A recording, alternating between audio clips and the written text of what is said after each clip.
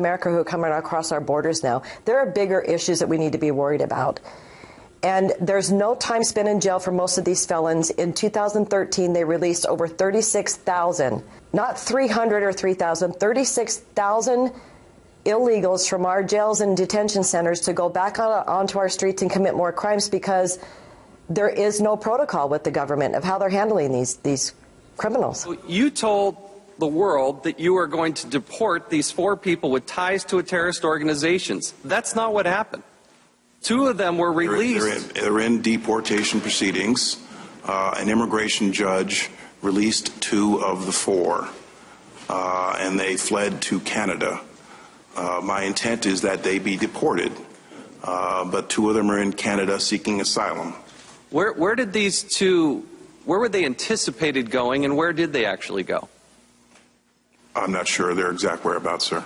Mr. Secretary, this is the problem. You come and you say, you tell the world that you're going to deport these 4 people tied to terror. These are terrorists. And you don't. They get released. They go to, my understanding is, they go to Arizona. They go to the state of Washington. They cross illegally into Canada. They each put up $25,000 bonds. Doesn't that beg a lot of questions about what you're doing in deporting criminals? These people have terrorist ties. And I'm getting tired of the Democrats with this righteous indignation saying that we can't find a Congress we can work with. Well, the first 2 years of the Obama administration, the Democrats had the House, the Senate, and the presidency, and they did nothing on immigration. I sat on the subcommittee. They brought Stephen Colbert in to testify. That's how bad it was. It is confusing. And it poses a bit of a hypocrisy, I think, to the American people, because then after the election, he reversed his course. After the election, he says that now he does have the legal authority to move forward. And so we don't know, who should we believe? The president before the election who said he didn't have legal authority to take this action? Or the president after the election who says that he does have the authority to take this executive action? Congressman, what I know is we spent months developing these reforms, and we spent a lot of time with lawyers, very close consultation with lawyers. There were some things that they told us they thought we did not have the legal authority to do, which is reflected in the OLC opinion. And there were things they told us very clearly that we did have the legal authority to do. The analysis was very thoughtful, very time-consuming, and very extensive. And I'm satisfied as a lawyer myself, and the person who has to come here and defend these actions, that what we have done is well within our existing legal authority. I have no doubt with respect to your integrity, but I think the timing of these statements makes it look more political to me, that this is a political decision rather than a policy decision. Nearly 20 million Americans woke up this morning either unemployed or underemployed. Now, the president didn't mention these Americans when he announced his plan to grant de facto amnesty and work permits to up to 5 million illegal immigrants. He didn't discuss the competition this would create for them or the impact it would have on their pocketbooks. And your series of memoranda outlining this policy for him didn't mention them either. To address this problem and protect the American worker, I introduced legislation prior to the president's announcement that would make clear that illegal immigrants benefiting from his executive amnesty are not authorized to work in the United States. When it comes to illegal immigration, the conversation is always about the illegal immigrant, not about the people that it'll affect. And you see, Mr. Secretary, I don't think it's fair, especially around the holidays, to put illegal immigrants ahead of the American worker. Secretary Johnson, the president keeps saying that his executive action will boost the economy. So tell me, how will adding at least 5 million new competitors to the workforce make it easier for the unemployed Americans to find a job? Congressman, the fact is, as I'm sure you know, that we have lots of undocumented in this country working off the books. And if that's not apparent, then I suggest you spend some time in a restaurant here in the Washington, D.C. area to see it for yourself. What we want to do is encourage those people to get on the books, and I will provide them a work authorization so that they may legally continue in the. But how does that make it easier for the American worker? We keep talking about the illegal immigrant. Here we go again, talking about the illegal immigrant and how we can make it easier for them. How does this help the American worker who can't find work and can't provide for his family? Who's fighting for them? My question for you, Mr. Secretary, is what do you say to someone who believes the president took action to change the law? We did not change the law. We acted within the law. Can you play the clip? This is from November 25th. This is the president in Nevada talking about this. What you're not paying attention to is the fact that I just took an action to change the law. So you say he didn't change the law, but the president says he changed the law. We acted within existing law. We acted within our existing legal authority. Listen, I've been a lawyer 30 years. Somebody plays me an 8-word excerpt from a broader speech, I know to be suspicious. Okay? At one point, he said, I just took action to change the law. Did the president misspeak in a moment of sort of passion to try to calm the crowd? Or does he fundamentally, and do you fundamentally believe that he has taken action to change the law? I think he was speaking colloquially. What you're not paying attention to is the fact that I just took an action to change the law. DNA Force. When cells become toxic, they die early and aging sets in. DNA Force. No one has put together a formula that focuses directly on brain health, nerve growth factors, and optimizing your cellular energy at the same time. Just one of the key compounds, BioPQQ, is backed by major clinical studies. DNA Force. We now have the synergistic solution. Secure your DNA Force today at InfoWarsLife.com or call toll-free 888-253-3139. DNA Force. Introducing the first proprietary oxygen-based intestinal cleanser, OxyPowder, backed by FDA-approved Phase 1, 2, and 3 clinical trials.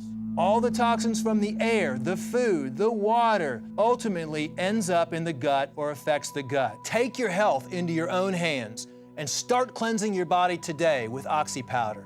Secure your OxyPowder today at InfoWarsLife.com. That's InfoWarsLife.com.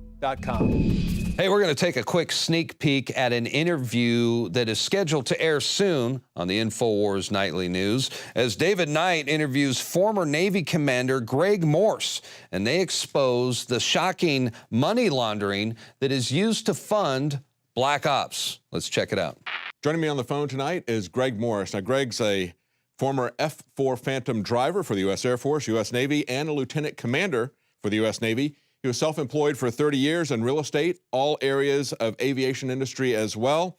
And this is key. He was one of a very small group that uncovered the savings and loan crisis in 1985. When we had this massive mortgage pump and dump that happened in the late 2000s, you had some people contact you and ask you if you would look into this. You weren't directly involved because you didn't have a loan that was in default, but they asked you to take a look at this, right? That's correct. I had a home mortgage, but at that point I was basically retired, David, and the only thing I had was a current note, never late. What we found and have documented on our website, in my singular mortgage, we identified over 1,000 individually documented and legally cited events of either outright fraud or statute and code, state and federal violations of law. Okay, now I want to go over the tax fraud issues, the security fraud issues, what's going on in the bankruptcy court. And as I pointed out in the introduction, this is the largest tax fraud case ever. It's the largest security fraud we've ever seen. And of course, the largest bankruptcy we've ever seen.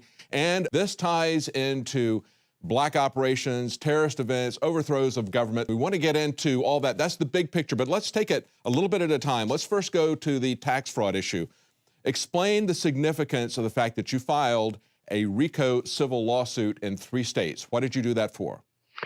We filed it because we've had a federal civil pro se, meaning I represent myself, lawsuit filed initially in the Eastern District of Texas Federal District Court. What we have found since we've been at it for almost 3.5 years now The case has promulgated into being in 3 different courts in 3 different states, and as of today, we still have not been allowed to have our first hearing of any kind. Wow. So what they've attempted to do clearly, and it's all on the docket, we can prove every single word we're saying with court-entered documents on the court dockets, is that they don't want the evidence, which now exceeds 15,000 pages. They don't want that evidence coming out. So what they've tried to do is to play the shuffle off the Buffalo country boy kick the can routine with us by judges lying, lawyers lying, submitting fraudulent documents. Then we challenge them. They admit on the record that, yes, they did submit fraudulent documents. We're sorry. We didn't think you really wanted us to tell the truth. But now that you're motioning us for sanctions and motions to compel, now we'll give you the real truth. So they've been trying to keep me, in addition to the threats and all the rest of the malarkey that goes with it, they've been attempting to keep this case from coming out into the public. Not because of me. This is not about my case. This is about the fact that we have been able to take what we learned going down that rabbit hole, and we have been able to determine 3 things. 1, it is in fact the largest income tax evasion fraud in recorded history in this country. Second, it is the largest securities fraud in recorded history. And thirdly, a significant percentage, and until we were to under legal auspices or the joint congressional hearing that we're pressing for, got the hard drives of data from the other entities involved, David. I can't give you an exact percentage or dollar amount, but many of the dollars that were stolen from the American public through the mortgage crisis found their way through the Depository Trust and Clearing Corporation at 55 Water Street in Wall Street. They went from there to the Federal Reserve, then to the Union Bank of Switzerland, and many of those funds have been used to proffer terrorist activities and black ops. All right, folks, that's going to do it for tonight's broadcast. The INFOWARS Nightly News will return, Lord willing, tomorrow evening at 7:00 p.m. Central Time. Until then, have a blessed evening, and we'll see you back right here tomorrow night. Good night.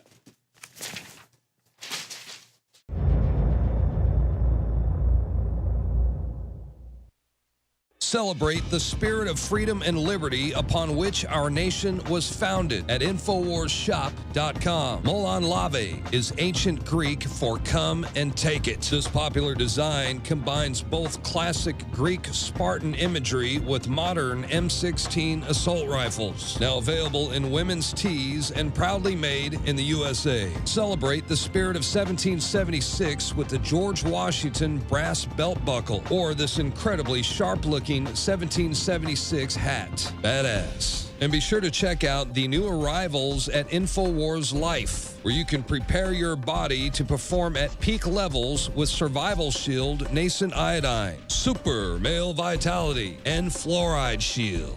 And wake up, America. Immune Support Blend is the healthy choice for the gourmet coffee lover. So get incredibly high-quality, freedom-based products and help fund the revolution at InfoWarsShop.com.